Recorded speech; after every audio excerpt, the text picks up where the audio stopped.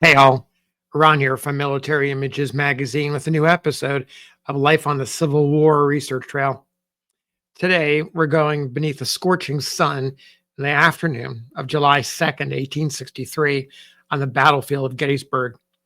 Captain Harry Chew, pictured here, and his company of about 60 musket-wielding infantrymen from the 12th New Jersey scaled a wall of stone that protected their regiment. They thrashed through tall grass for a stretch, angled right, and crossed the Emmitsburg Road. Then they made a dash for a barn belonging to William and Adelina Bliss, a fortress like structure with a stone first floor and a second story, walled in solid oak, its narrow windows perfect for sharpshooters. The Jersey men, in support of the 1st Delaware Infantry, moved in and occupied the property.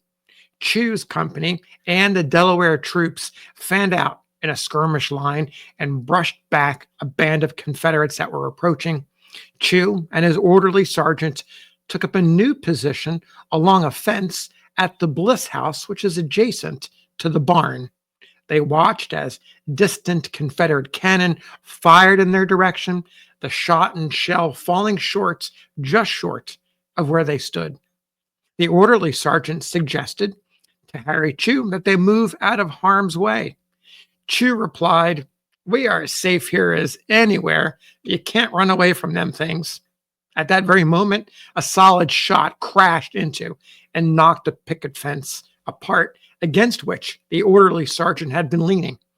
Chew shouted, "Get out of here!" and the pair ran to the barn. The enemy artillery had obviously found their range, scattering farm animals and inflicting casualties on the men.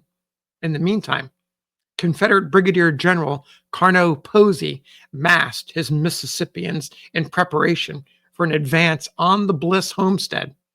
Chew observed the buildup of Confederates and suggested to Lieutenant Colonel Edward Harris, who commanded the 1st Delaware, that he request reinforcements. Chew remembered Harris's reply. "I was told by him that he understood his business and I was under him and he would take all the responsibility." Well, the Confederates attacked about 4 p.m. in the afternoon. Lieutenant Colonel Harris, the confident Delaware man, lost his nerve and took off. His troops panicked and fled along with him. Chew tried his best to hold on. He later said, "I was on the line and told my men to stand. We stood as long as we could, but we were soon compelled to leave." Overwhelmed by the Mississippi men, Chew ordered his company back and had followed on the heels of the 1st Delaware. Harris was arrested and cashiered for his actions. Chew's reputation, well, it was untarnished. No better soldier served than Henry F. Chew. He was in it from the start to the finish, always ready for duty. There is not a blot or stain on his record. It's one of his comrades praising him. Chew, in fact, had joined the army against the vigorous objections of his Quaker parents. They wanted their Quaker son to become a wheelwright like his father. He obeyed their wishes at first until 1860, when war talk prompted local citizens in Salem County, New Jersey, to organize a militia company. Chew, then 23 years old, could no longer restrain himself and enlisted in the group, which became Company I of the 4th New Jersey Infantry. After its 3-month term expired, he returned to his home and raised recruits for Company I of the state's 9th Infantry. Illness prompted his resignation after only a few months. He did, however, regain his health by the summer of 1862 and returned to the army for a 3rd time, again with another Company I, this time for the 12th New Jersey Infantry. One of his friends said, for the 3rd time, his favorite letter. Now, the 12th served for a brief time in the defenses of Baltimore and then moved to Virginia and joined a brigade in the Army of the Potomac's 2nd Corps. The 12th fought its first big fight at Chancellorsville. That was in May of 1863. Chew went into action, but not with his Company I. He was, in fact, on temporary duty on the regiment's brigade staff, and he received high marks for his performance. 2 months later at Gettysburg, Chew and Company I fought to keep the Bliss Barn out of enemy hands. A seesaw struggle ensued throughout July 2nd. Both sides sent in more troops. The barn changed hands several times. Then Brigadier General Alex Hayes, who commanded part of the Union line, decided the affair the next morning after he ordered the barn burned.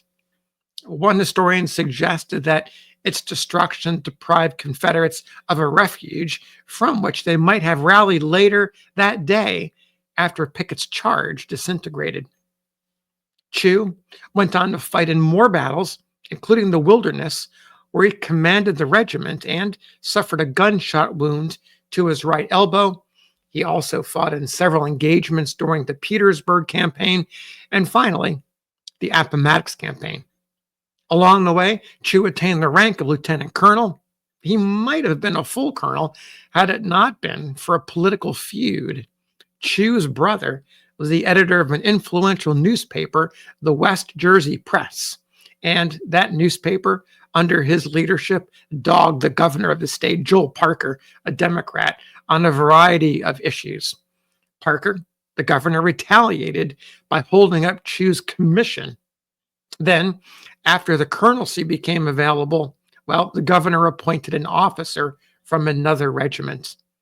By the time of the Grand Review in Washington, D.C., the new colonel had moved up to brigade command, leaving to Harry Chew the honor of riding at the head of the 12th as it marched down Pennsylvania Avenue to celebrate the successful conclusion of the war. In the end, the veterans of the 12th remembered Chew not for what he might have been, but for his accomplishments. One comrade noted that Chew, quote, shared our hardships, our joys, our triumphs, sympathetic with our wounds and sufferings, always gentle and tender as a father, never profane, never harsh and never rash, always approachable and thoughtful of the feelings and comfort of his boys.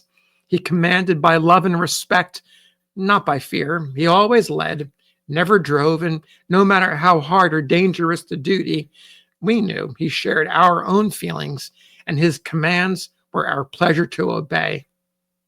Not bad for a young man in his mid-20s. Chew returned to New Jersey and became a dentist in Camden. He married in 1868 and later fathered 2 daughters. He held membership in the Masons and the Military Order of the Loyal Legion of the United States, known as MOLLUS. Active in the 12th Veteran Association, he served on the committee responsible for placing a memorial monument at Gettysburg, not all that far from where the Bliss Barn stood. Chew lived a good long life until age 80, dying in 1907 after a cerebral hemorrhage. At the time of his death, doctors declared him senile. His remains rest in Harley Cemetery, which happens to be the burial place of the poet Walt Whitman. Well, thanks for listening. We'll see you on the next episode of Life on the Civil War Research Trail.